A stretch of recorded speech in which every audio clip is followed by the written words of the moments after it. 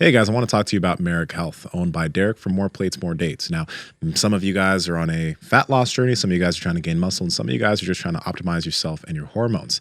That's why Marek Health is so great, because you can get your blood work done. A lot of us don't know what's going on under the hood as far as our cholesterol, our testosterone, our hormones are concerned, and you need to get that checked multiple times a year. That's why we've partnered with Marek, and we have something called the Power Project Panel, which has 28 different labs. And if you do get the Power Project Panel, they'll actually be able to partner you up with a patient care coordinator that will go through your labs with you and advise you on what you should do. So, Andrew, how can they get it? Yeah, you guys got to head over to marekhealth.com/powerproject. That's MAREK health.com/powerproject. You guys will see the Power Project panel. And when you guys check out, use promo code PowerProject to save $101 off the entire panel. Links to them down in the description as well as the podcast show notes. Should have asked him how many he sold. It's got to be in the hundreds of thousands, right? That man has to be loaded. Like the war of art, man. God. Actually, Let me see. Is this still up? Is what up? One second. I wonder if... It's still like on the top, whatever. Oh, I see what you mean. Yeah. Well, I heard it on Rogan, and I had to get it instantly. And then there's a couple of people after I posted saying that they never heard of it and they got it. It was amazing listening to him on Lex Friedman. Did you guys get a chance to listen to any of that? When was that? It wasn't too long ago, but I think that book was, at this point, it was written like a long time ago. Yeah. And it was many books ago for Steven Pressfield, The War of Art. And so he told us here on the show, he said that people come up to him, they're all fired up, and he's just thinking about like the next book. He's appreciative of people, but he's like thinking about the next book. And Lex Friedman, he's super intellectual and gets into detail a lot. And he was just so hung up on the word war that he just kept asking questions about war. And Pressfield was like, I'm not really the right guy to talk to about war. He's like, what I'm interested in, what I'm trying to talk about and communicate about is that there's like an internal war going on. He's like, I do know, like I've researched stuff about war. He's like, I know about war, but he's like, you're gonna have a way better interview with somebody else, like a historian that knows about war, than to try to talk to me about it. And so as they kept going along, because Lex Friedman is, he's a little bit robotic sometimes, right? And Pressfield would go on and on about what he was saying, trying to drag the conversation in a slightly different direction. He's like, yeah, so I wonder about that in terms of war, It was really interesting. Man. But it was a killer conversation. I suggest anybody try to find as much information on Steven Pressfield as you can. We were blown away by him. It was amazing to have him here. And the most surprising thing that I thought was shocking was that he said he was 79 years old. Yeah. I had no idea. I mean, I was thinking maybe in his 60s, 79 years old. He got around great, moved around great, looks great. Certainly doesn't look like he's 79. So I was like, man, I would love to be able to figure out whatever he's figured out, because he looks awesome at 79 years old. I think one thing he's figured out is just keeping the gears turning a lot, because he's writing every day. He's always doing stuff. He's having conversations with people like this all the time. He just hasn't stopped. I think there's a bunch of things. Yeah, I asked him if it's keeping him young, and he was like, hell yeah, it's keeping me young. Yeah. There's this book, Exercised, it was pretty much talking about like some of the things that people can do to stave off aging. And one of those things is this: don't stop working on something. You know what I mean? That's why I asked him about the retire aspect. Like, when did he decide he was never going to retire? Because like in America, when you have certain jobs, it's like there's your time that you want to retire. It's partially because you don't really like that job, which I totally understand. But when you do that, it's like to keep everything going, and to make sure the body knows, yeah, we can keep vital. Right. What can you do? And he's been doing it. And there's certain jobs where like a teacher, police officer, fireman, military, like you get to a certain amount of years and you get like a pension. And so that makes sense. You retire from a particular career. Yeah. But he's had many careers. So you retire from one, but then you get working on the next thing. And I think that those things are important. They keep you young. And it could be a hobby that turns into something that you're able to monetize a little bit. It could literally just be a hobby, but I don't think you ever really, I don't think you want to become idle. When you get to be idle, you think about like anything, you think about like a really well built airplane or a really well built ship. If they're like, this ship was top of the line, it did this, it did that, this plane top of the line, this, that, and it's never been flown, you'd be like, well, I ain't flying on it. It could cost $2 billion, and you'd be like, I don't want to be on the first. If that thing's never moved and hasn't moved in 10 years, I don't want to be part of it. Absolutely. I don't know why, but you would just think that something probably like eroded or something got weird after 10 years, even if it didn't move at all. Yeah, I'm weary of just buying a new iPhone. Just because I don't want like all the new bugs and shit, let alone a fucking plane.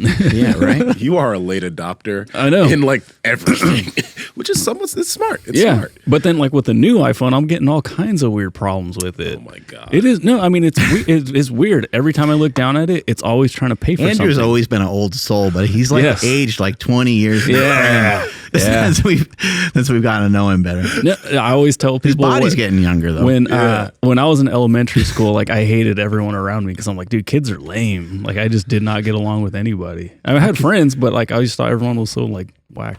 I could picture being behind Andrew, just beeping at the Subaru. Yeah. Being like, man, this guy does not fucking care. Like, where is he going? Driving 40 miles per hour on the freeway. Yeah. What's the rush? Everyone went and got in a damn hurry all of a sudden. Taking her nice and easy. Yeah.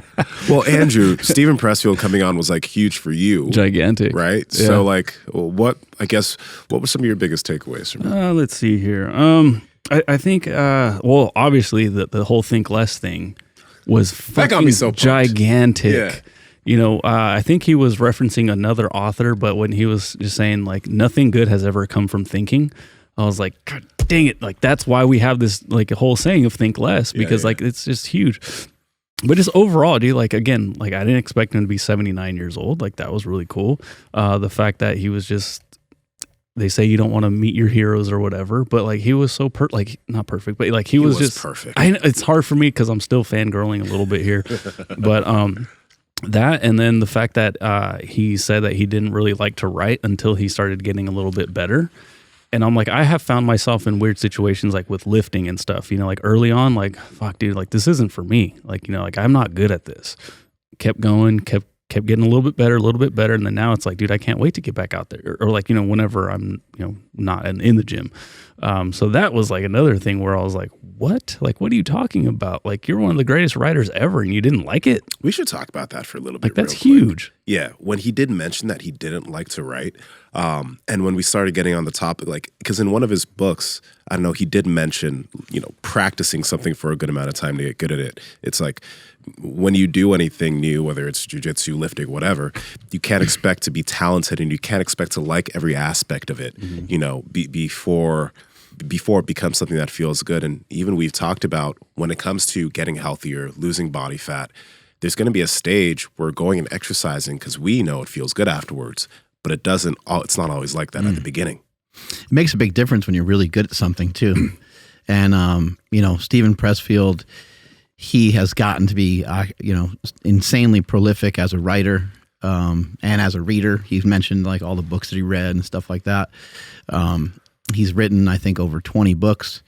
So he definitely knows what he's doing. But in that process, I think that if you kind of recognize that you're great, I mean, it's probably okay to recognize that you're getting good at it. And it's probably it probably feels good when you're in the moment and you're writing and you're on fire and you're putting things together and it's starting to really make sense. You probably feel really good about it. You're like, I think I really got something here. But you never know until you actually put the thing out. And then you might be humbled and find out that it didn't really do much. And that's what he found out for like 30 years. He found that out for a really long time. So he had a couple books that hit later on. And now I'm sure all of his books sell because of the success of War of Art. And it probably just, you know, caused a cascade of everything to elevate. But he probably doesn't really need the reassurance of other people telling him that he's good or telling him that he's great. He probably just feels like he needs to still work on his skill every day and he still needs to just get better at it. Because he did mention that on the show. He was like, doesn't matter what you're doing or where you're at, you can always get better. And I think that is something to get out of bed for. Like that you can still get, you can always get better. You can always work towards the next thing regardless of how damn good you are. Yeah, and I also like absolutely adored the fact of when he was talking about the muse or the muses and how like there's this other force around us that we can't see, we can't prove to be true.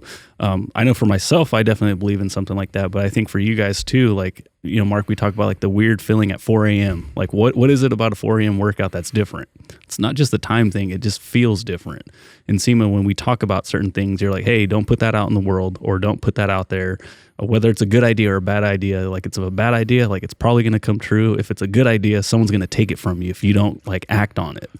So that I think is like huge because there's that. And then the resistance thing too. Like we all have felt resistance. We know that there is another force out there that's like trying to keep us down.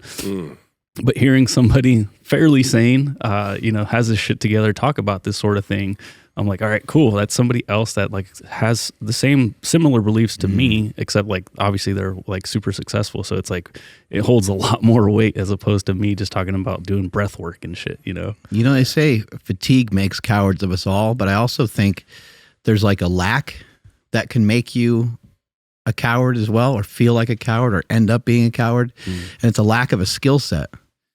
You know, we see it all the time with jiu-jitsu. Now you see on Instagram all the time these people that they think they're tough, and then they go against someone who's skilled in like MMA or jiu-jitsu, and it doesn't end well. It doesn't end well for them. It's real easy to talk a good game, but if you don't have a skill set, then you can be demoralized.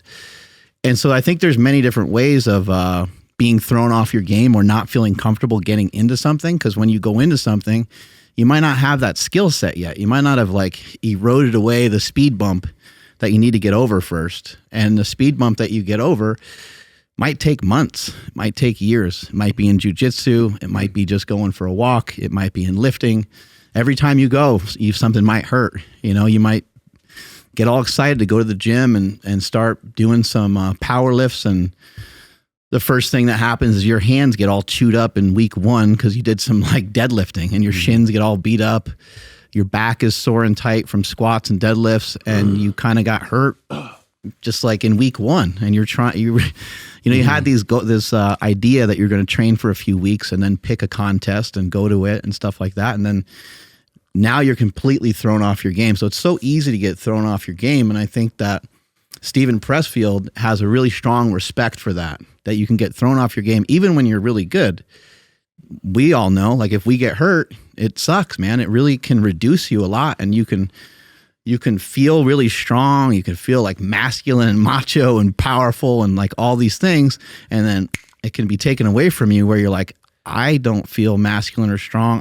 I'm a little bitch. I feel like a bitch. I can't even get off the couch right now, right? You can be demoralized by that shit. Yeah. Yeah, no, when I hurt my ribs, I couldn't put my socks on. Like, I just couldn't bend over. I was like, babe, I'm sorry. Like, I kept apologizing to her, too. I'm like, I know last week I told you I went too hard, and then what happens, I kind of hurt myself, so I'm sorry. I'm going to have to, like, be a little bitch for a little bit. I'm like, with that in mind, can you please help me put on my socks? Because, like, I can't move.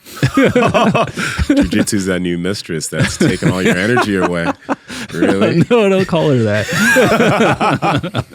Was it jiu-jitsu again? Thankfully, she was like, I'm not mad at jiu-jitsu. I'm just like, I wish you weren't in pain. I'm like, oh, you're the best. But still, like, it sucked. Do you really have to go to practice for 4 hours? It's just like 2. Yeah, kind of. Yeah. You ever been to those 4-hour practices? No, I have not. No. Oh, so I mean, yeah, sure. 4 hours every other Thursday. Yeah, Sam, sorry. It's 5-hour practices. It's just how it is. I'm fucking around. You're not fucking around. I'm not fucking around. I'm not fucking around. Oh, my God.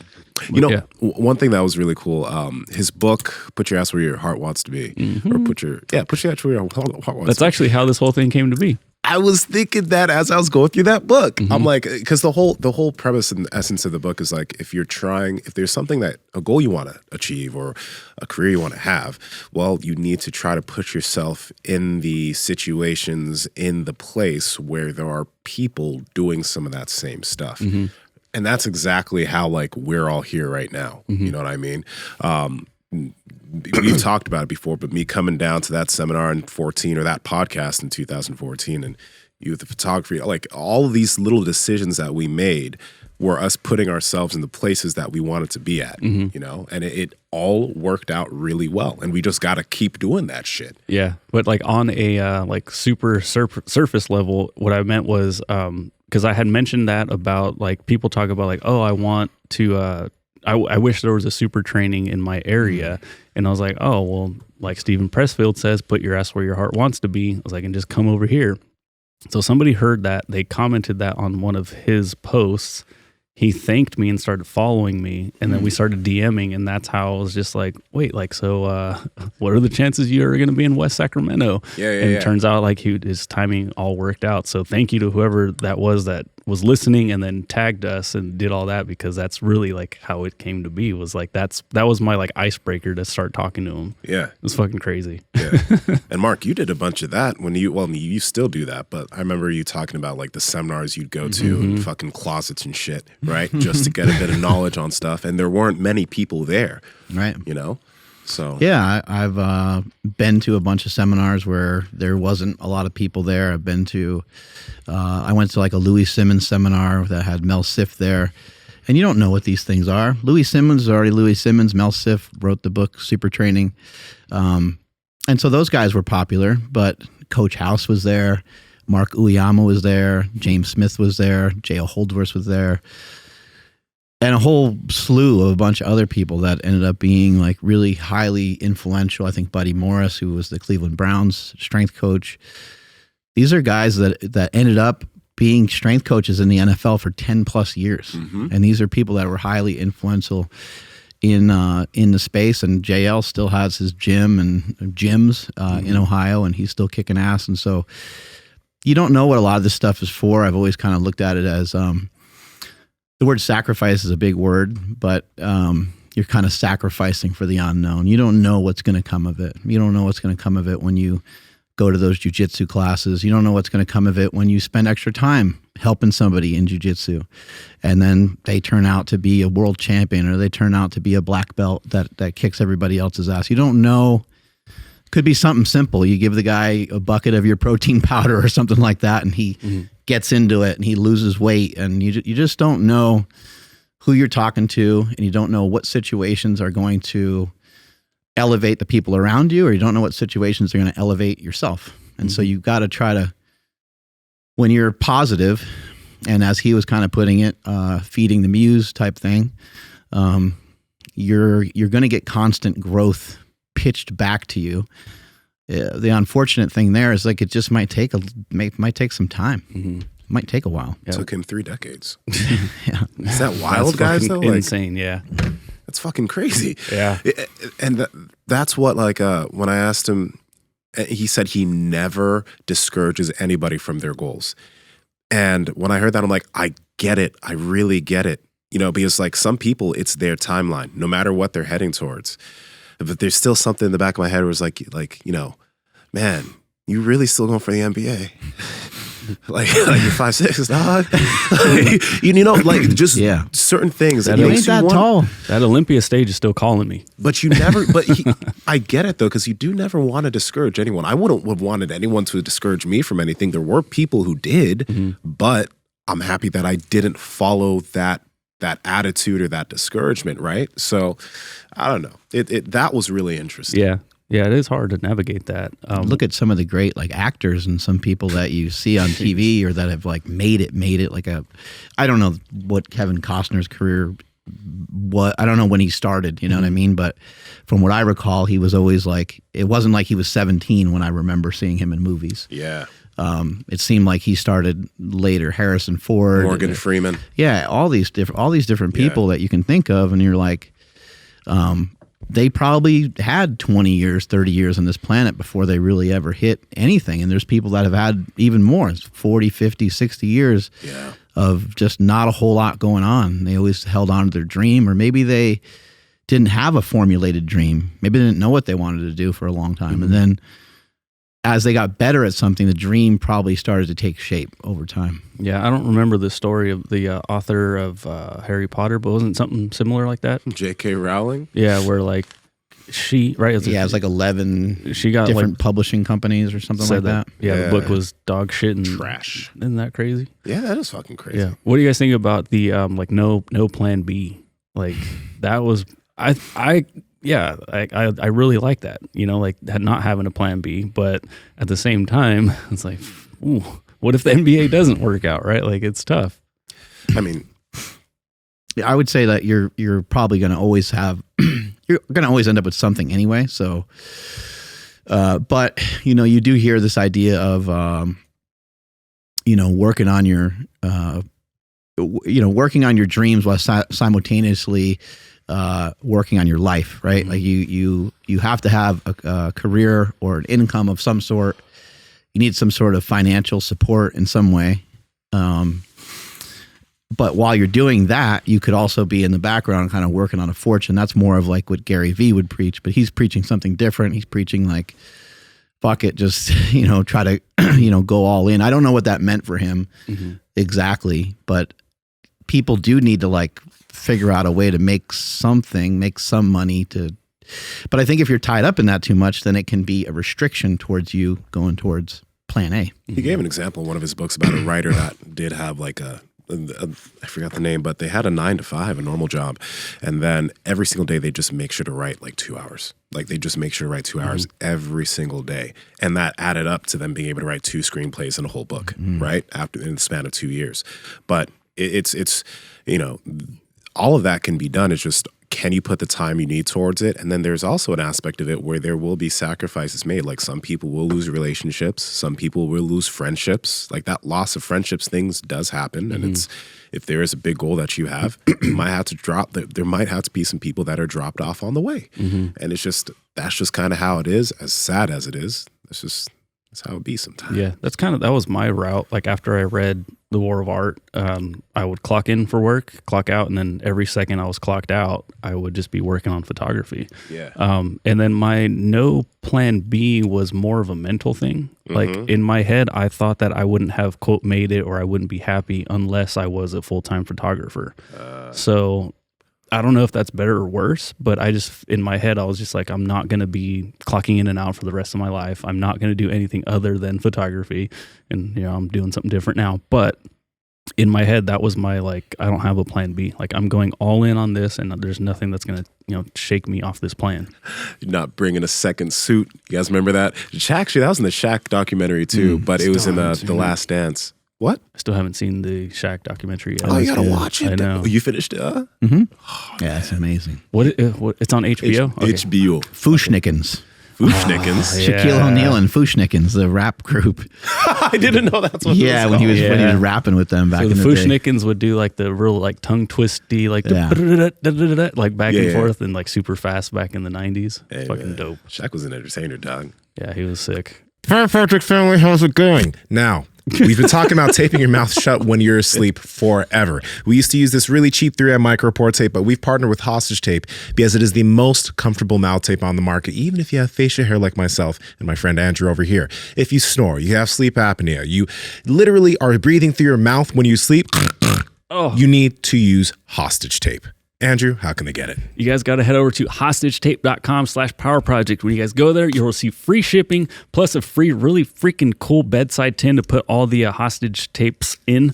Again, that's at hostagetape.com/powerproject. Links to them down in the description as well as the podcast show notes. Yeah, Mark, when you had asked him about like, can people be tormented by their dreams?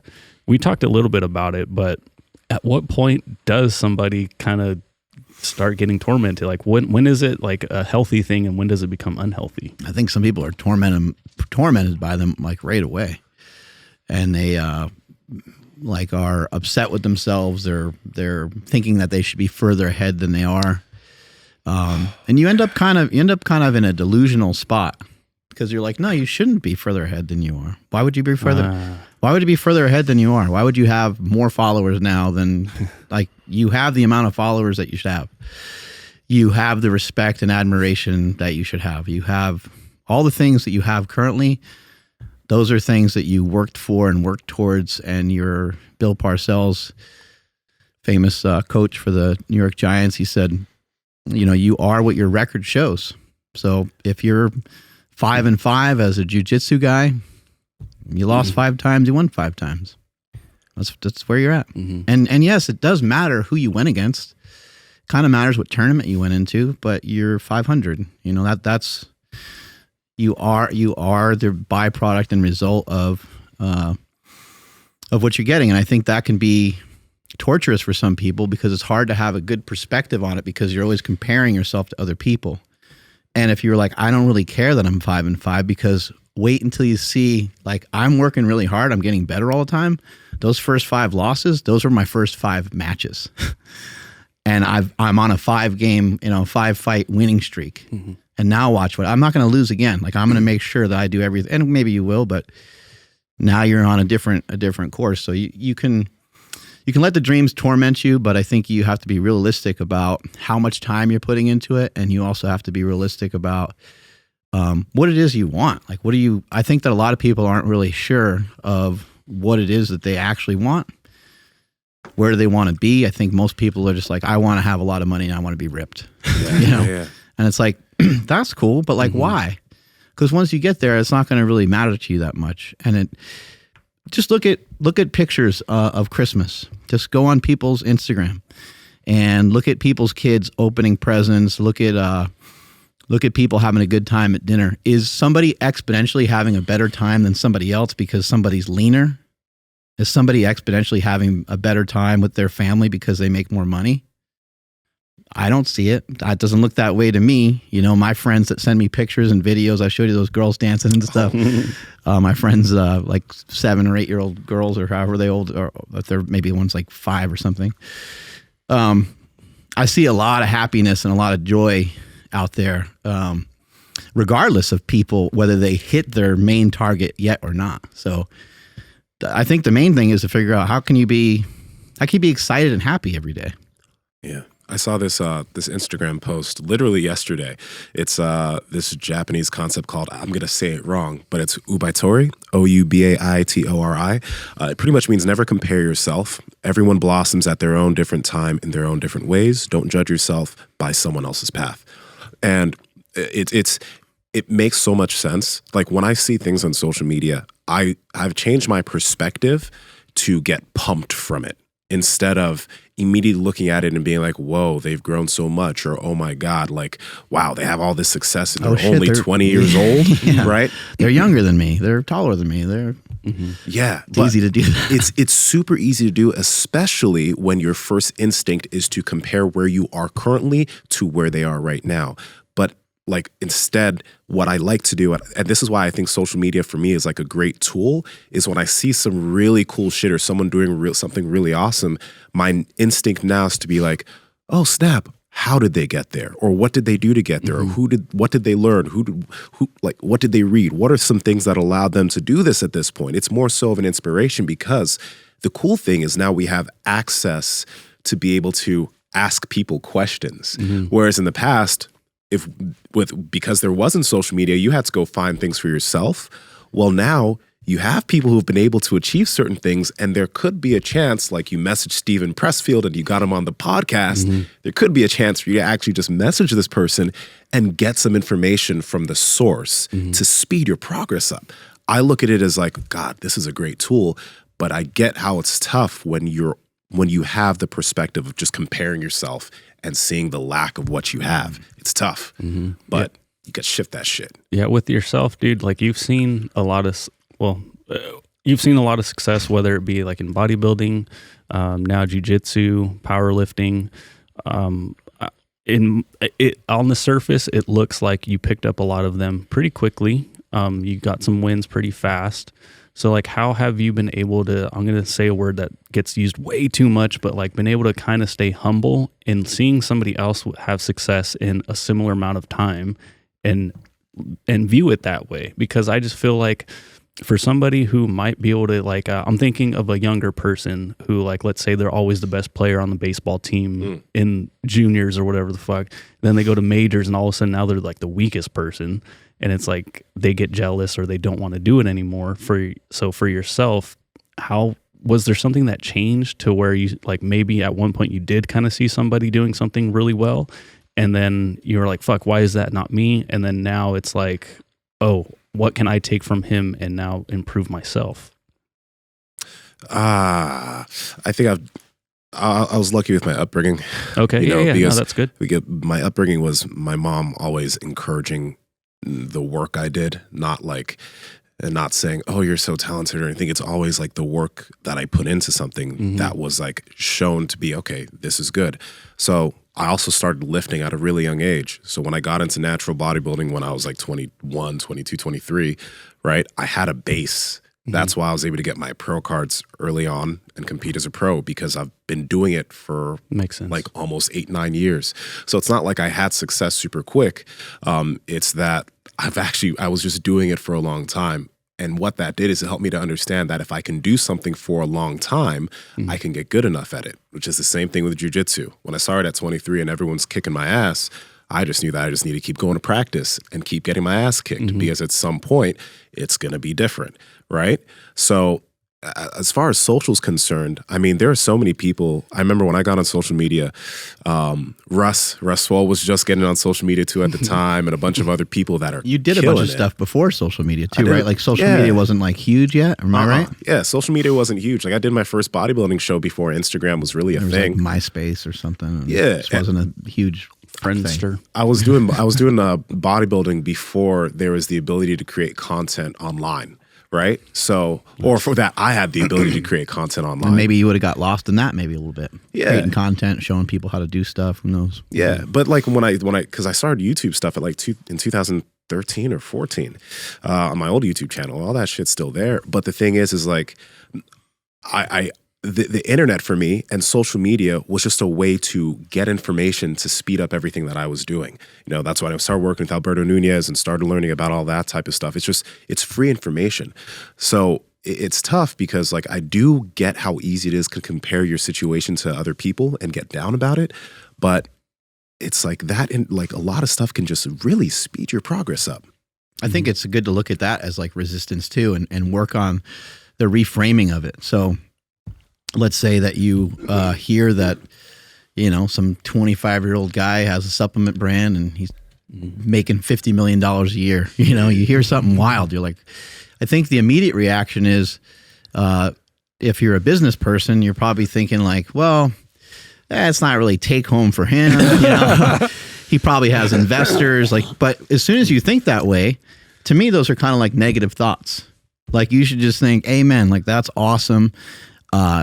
It's cool that I know this guy. I want to ask him like how he's executing, because $50 million like worth of product, like that sounds awesome. I have questions, you know, I want to kind of ask him, maybe I can learn from him. Maybe I can go and check this person's place out. Yeah. Maybe there's somebody on their team I can communicate with, or maybe, fuck man, I don't want to be left out. Like what's so special about these supplements? I'm going to order some, you know, but a lot of times it's easy to look at the person that's, doing whatever thing it is. Well, of course, that guy won the tournament. Like no one showed up there that was any good, you know? So it's easy to talk all this shit, but just be like, wow, that guy went to his first tournament and he beat, you know, I don't know how many times he fight in one day or whatever, but he beat 3 fucking people in one day. He's brand new. Like that's shit, man. I can't wait to talk to him about it. I'm going to ask his coach, like, what's he doing in training? Cause that's awesome. Yeah. That kind of stuff. Yeah. One thing that definitely for jiu-jitsu has, I mean, it's, in the moment or as it was happening, it was like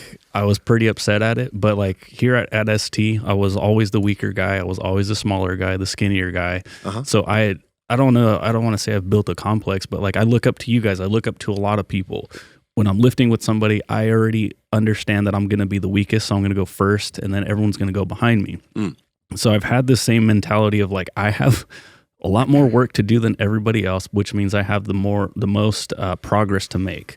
So when I walk into a jiu-jitsu school, I still have that same mentality, which fits perfect. So in the moment it sucked, but now it's a huge blessing because it's forced me to have the similar mentality to you. Like, oh shit, that guy tapped me. Like, damn, he's so light. How can I be that? You know what I mean? Like that sort of thing. Or this brown belt is so tall and lengthy, I couldn't touch him.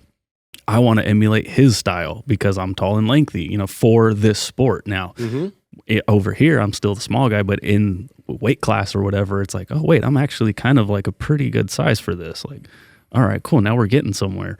But I wouldn't have that same mentality and I wouldn't have the same patience unless not getting my ass kicked, but like unless I got my ass kicked here at the gym for so many years, you know, and still making progress and still seeing the progress. But now it's like, I understand like it's just going to take a little bit longer. And when I do get my ass kicked, it's not a bad thing. It's a learning experience. Yeah. That's that white belt mentality, dude. Yeah. Like, I try to keep the mentality that I don't know shit.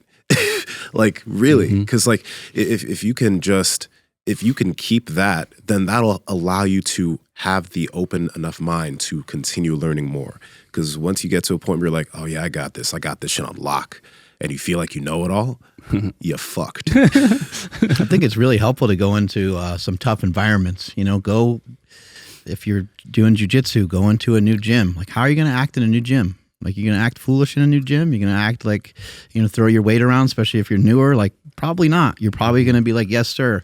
Oh, okay, we got to wipe our feet off over there. Okay, I'll get in line and I'll do that. And you just do everything that's everybody else does because there's like a gym courtesy, right? You go to West Side Barbell, you go to some of the stronger gyms and you see the way that those people act and you treat everybody with respect and you learn a particular way to kind of do things. But then you also can learn other stuff from these people and you can learn how they are able to learn from the other people around them and how they're able to grow so much. Yeah. And have different perspective and different mindset. And there's people that are just there that are like, this is just a matter of time before I'm as good as this guy or close to being as good as this guy. And that is a little comparison game. But I think in certain situations, it's okay because you're like, this is a byproduct of the work. And I'm going to be where this guy is at if I just continue to work. And it might take me 3 years or 5 years. And maybe by the time I get there, maybe that guy will be long gone and he'll be way better than he is now. But if you can stick with something for a while, there's so much to be learned from it. And if you get in some of these kind of hostile environments, you'd be surprised at what you can learn. And I think when you start to think about traits that other people have, I think the best athletes in the world, I think they kind of just like know they got it. Like they know they have like an it factor. And of course they'll work for it and they'll do like other shit to get there. But like Tyreek Hill's just like, I'm the fastest in the NFL. Like, it's not even close. And there's other people in the NFL who are like, he doesn't know what he's talking about. He's not, but he has that belief in himself that he's going to beat whoever it is. And maybe somebody has better like literal track times and stuff like that. But he's like, I'll smoke that guy. Or Bones Jones, when he fought DC, he's like, I don't know if you guys saw what I saw, but he's like, I downloaded his abilities and I used them against him and I fucked him up. It's like, wait, what did you just say? Damn. But like, imagine just like what a cool mindset that is, that you can take someone else's game and have it kind of inputted into your head. If you believe that way and you think that way, then maybe you can actually do that. Or that can be done. Or maybe you can come close to it. Maybe you can download some of the traits that somebody else has. It's just really, really cool mindset to have. That too, right there, downloading the traits that somebody else has. I mean, I know it's cool to like, you've mentioned something like you have the answers, right? But you can learn a lot of different things from high performers, like the aspect of the way you speak to yourself. Because I think one of the first places to start is the way you speak to yourself. There are some people I've heard at a high level that like, they're like, I'm not shit, blah, blah, blah, and that's the thing. But I think if you can change the way you say things, and about other people. That will help a lot too. That takes a lot of maturity. Yeah. It takes years. Like when you're younger, you're like, fuck that guy, fuck this guy. You say fuck everybody all the time and you have excuses on why they're doing good. But as you get older, you can get better at that. But that's huge. Like change the way you speak to yourself and then changing the way you look at and speak about other people. I mean, real talk, like that makes a difference. I'm just going to stop there. That makes a big fucking difference. But also on the aspect of like that white belt mentality and doing new shit, like you've been running for how many days now? Yeah, like 127 or 8 or something. Yeah. Straight up days. And this is the thing. It's like you've picked up something that you were new at, that you were bad at, and now you're pretty like, okay, you're not like the smaller marathon. Yeah. You're not a Zach Bitter, but for a guy that's 200 something pounds, you're running 10, 15, whatever miles a day. Yeah. That's huge. Yeah, you can make big changes in days, not just like weeks, months, and years. Nice swish there. That was easy. That was a big. That was perfect. Too easy. Take us on out of here, Andrew. One more thing. One more thing. Uh-oh. From the book Turning Pro, I wish I was able to mention this to Steven or ask him about this, but it was something that I thought was just so fucking huge. There's a part of the book that he said that addiction replaces aspiration. Like addiction to distraction, sex, trouble, and money replaces an individual's aspiration. And if you think about that, it's like, if you think about things that you just wasted your time on that were addictions that probably took away from the true things that you knew that you wanted to do and actually spend time on, that's a real fucking thing. I think out of all his books, Turning Pro was my absolute favorite. And if you guys can get it, you should fucking get it. But I think that I've never heard that put it that way. It was pretty cool. And from what he said on other podcasts is that he had a previous failed relationship, I think, due to some shit that he did. He didn't say exactly what it was, but you can kind of read between the lines on what he says on a bunch of different podcasts. That's why I didn't really ask him a ton about that when he was here, because I've never really heard him dive deep. Maybe in this book, Government Cheese, which is a memoir, maybe he does dive into it a little bit deeper. But I think that's really valuable to learn from someone that made a lot of mistakes, because it wasn't too long after his divorce that his life was kind of just spiraling downward, where he kind of hit bottom and just recognized, like, man, what the hell am I doing? And it took him a couple extra times after that for him to say that again to himself and again to himself over and over again. Then he started recognizing over time that when resistance would pop up, when he would kind of lean into it, or when he would be able to dodge it in some way or go through it in some way, with just getting up and doing his writing or getting up and exercising, that he got better and better and better. And he did it slowly over time. And that could be a big reason on why it took him 3 decades, is because he was probably self-sabotaging himself for so many years. So he may have been able to make it. Who knows? He might have written a great book when he was 20 years old, but he may have tripped himself up a bunch, which is common. It happens to all of us. We all have a tendency to fuck ourselves over quite a bit. Yep. Cool. All right. Well, take us on out of here, Andrew. Yeah. Thank you, everybody, for checking out today's episode. Stick around for Smelly's tip before we get out of here. Let us know what you guys think about the Steven Pressfield conversation, whether on that video or maybe this one. Either or, let us know what you guys think. And for everything podcast related, powerproject.live, you guys can pick up this dope ass Think Less hoodie. Hell yeah. Make sure you guys are following the podcast at MB Power Project on Instagram, TikTok, and Twitter. My Instagram, TikTok, and Twitter is at I am Andrew Z. Nsima, where you at? Get Government Cheese by Government Steven Cheese. Pressfield. I'm going to read that. And Nsima Inyang on Instagram and YouTube, and Nsima Inyang on TikTok and Twitter. And he said this was like the first one. Hey. Yeah. Because he was like, oh, we didn't nice. send you guys one. And Diana was like, no, they just got delivered to our house. So this is the only it's like one. the only copy, yeah. First one. So yeah. Power Amazing. Project Live. Mark? Smelly's tip is don't give up on who you are because of how things are going currently. I'm at Mark Smelly Bell. Strength is never weakness. Weakness never strength. Catch you guys later. Bye.